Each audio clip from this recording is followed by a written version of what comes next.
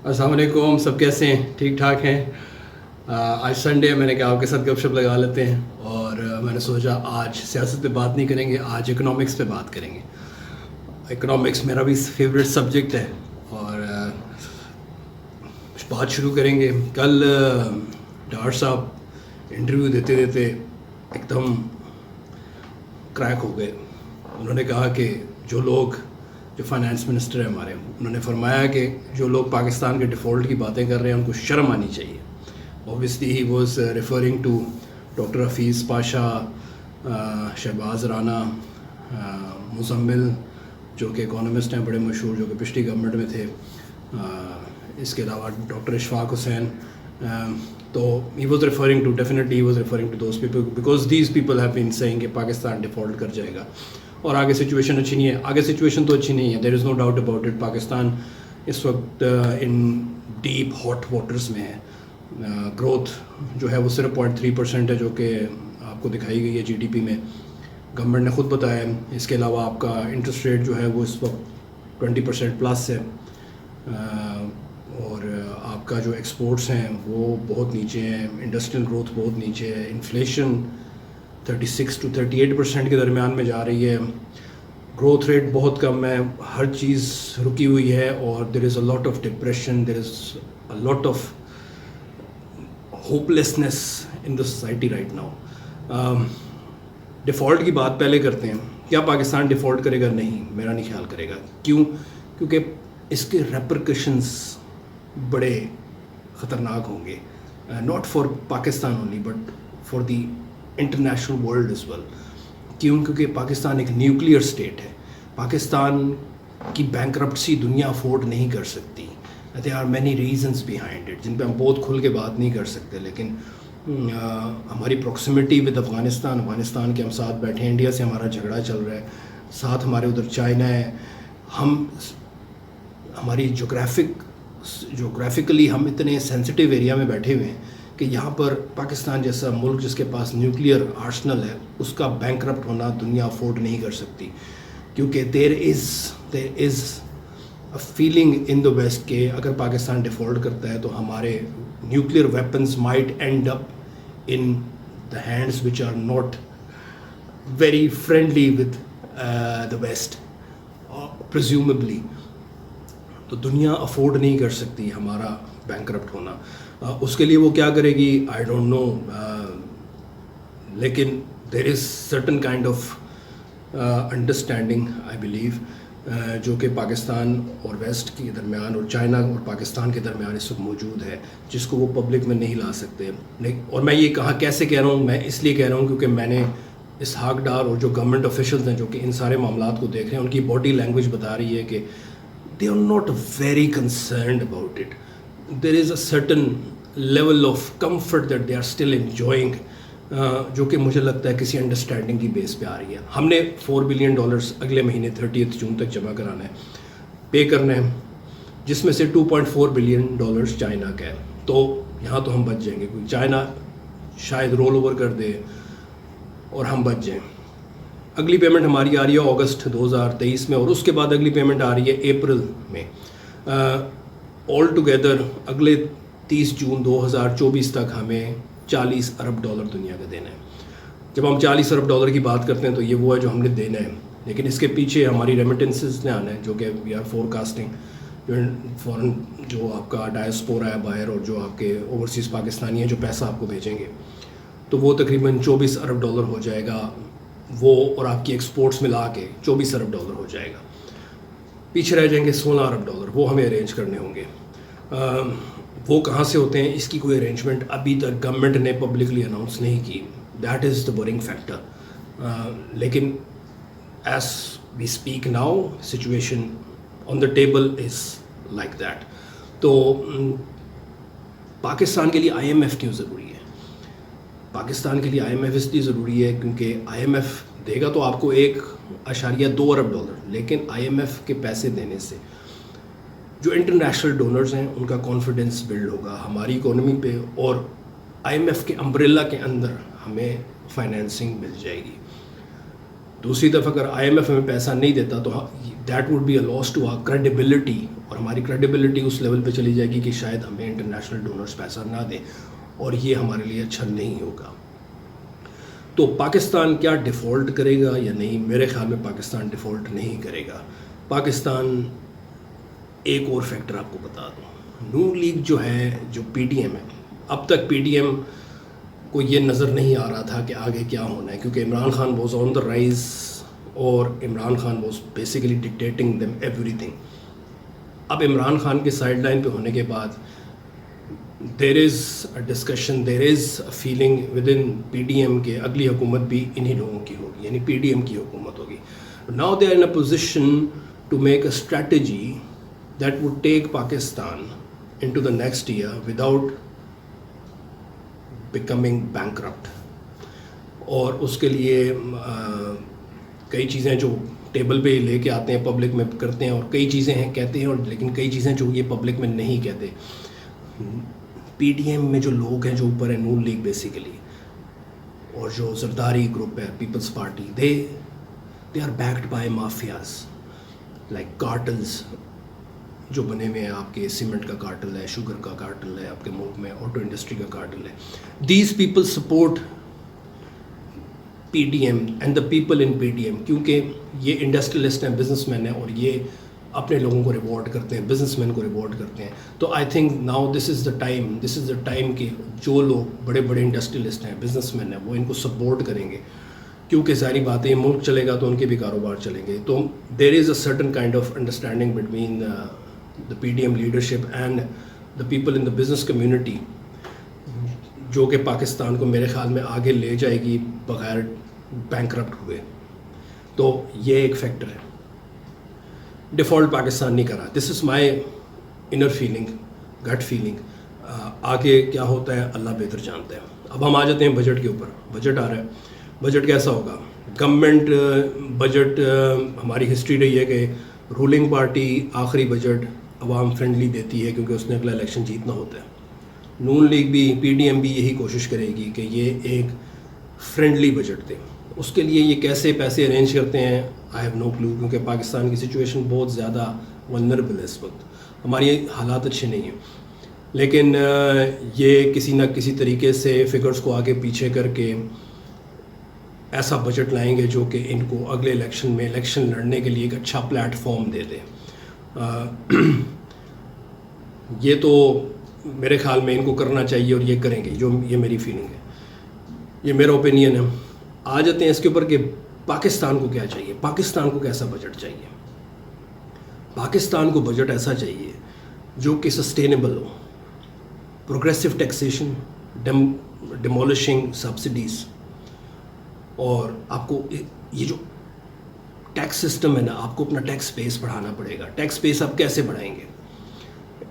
دو طرح کے ٹیکسز ہیں، ایک ڈائریکٹ ٹیکس ہے، ایک انڈائریکٹ ٹیکس ہے.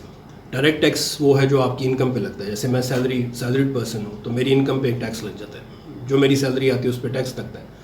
میں پچھلے جب سے نوکری کر رہا ہوں میں بھر رہا ہوں. ایک ہوتا ہے انڈائریکٹ ٹیکس. میں نے تو سیلریڈ کلاس کی بات کی نا، یعنی basically direct tax is on your income, on your earning. اب ہم انڈائریکٹ ٹیکس پہ آ جاتے ہیں. انڈائریکٹ ٹیکس کیا ہوتا ہے؟ جو پروڈکٹس سروسز کے اوپر لگتا ہے یا یوٹیلیٹیز پہ لگتا ہے. جیسے بجلی کے بل پہ آپ ٹیکس دیتے ہیں، یہ انڈائریکٹ ٹیکس ہے. پیٹرول پہ آپ ٹیکس دیتے ہیں، یہ انڈائریکٹ ٹیکس ہے. شاپنگ آپ کرتے ہیں اس پہ جی ایس ٹی دیتے ہیں، یہ انڈائریکٹ ٹیکس ہے. ڈائریکٹ ٹیکس کا فائدہ کیا ہے؟ ڈائریکٹ ٹیکس کا فائدہ یہ ہوتا ہے کہ گورنمنٹ کو پتہ چل جاتا ہے، وہ فور کاسٹ کر لیتی ہے زیادہ شورٹی کے ساتھ، سرٹینٹی کے ساتھ، کہ اگلے مہینے یا اگلے سال میرے پاس اتنا ریونیو آ جائے گا. کیونکہ اس کو پتہ ہوتا ہے یہ لوگ ہیں، یہ کام کرتے ہیں، ان کے اوپر ہم ٹیکس لگائیں گے. جو آپ کا ورکر ہے یا جو آپ کی ورک فورس ہے جو کہ امپلائڈ ہے in your labour industry, in your market industry, اس سے ہم اتنا پیسہ جنریٹ کر لیں گے اور ہمیں پتہ چل جائے گا کہ یہ اگلے مہینے کے لیے ہم بجٹنگ کر سکتے ہیں، فور کاسٹنگ کر سکتے ہیں، اگلے اپنے خرچے بتا سکتے ہیں، اپنے اخراجات کم یا اوپر کر سکتے ہیں اس کی بیس کے اوپر. انڈائریکٹ ٹیکس کا فائدہ یہ نقصان کیا ہے؟ انڈائریکٹ ٹیکس کا فائدہ یہ ہے کہ آپ امیجیٹلی کچھ ریونیو جنریٹ کر لیتے ہیں جو کہ سسٹینیبل نہیں ہوتا.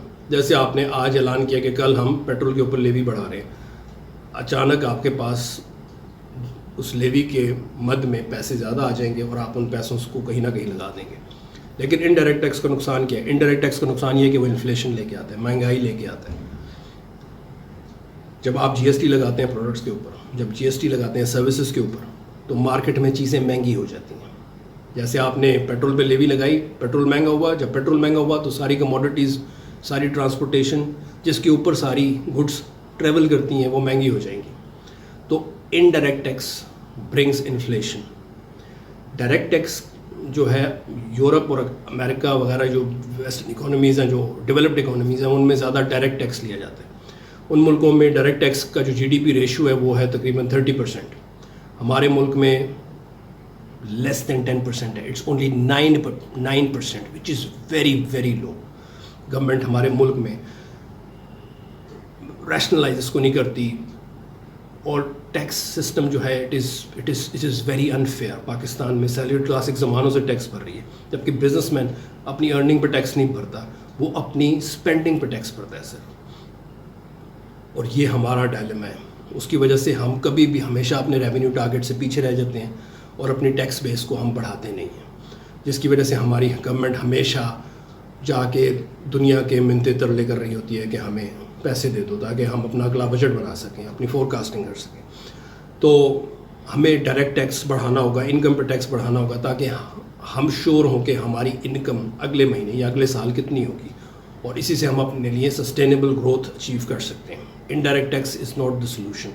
انڈائریکٹ ٹیکس صرف وقتی فائدہ آپ کو دیتا ہے, لیکن وہ ایک ملک کو نہیں چلا سکتا. ہمیں اپنا ٹیکس بیس بڑھانا ہوگا, ٹریڈرز پہ, ریئل اسٹیٹ پہ, ایگریکلچرلسٹ پہ.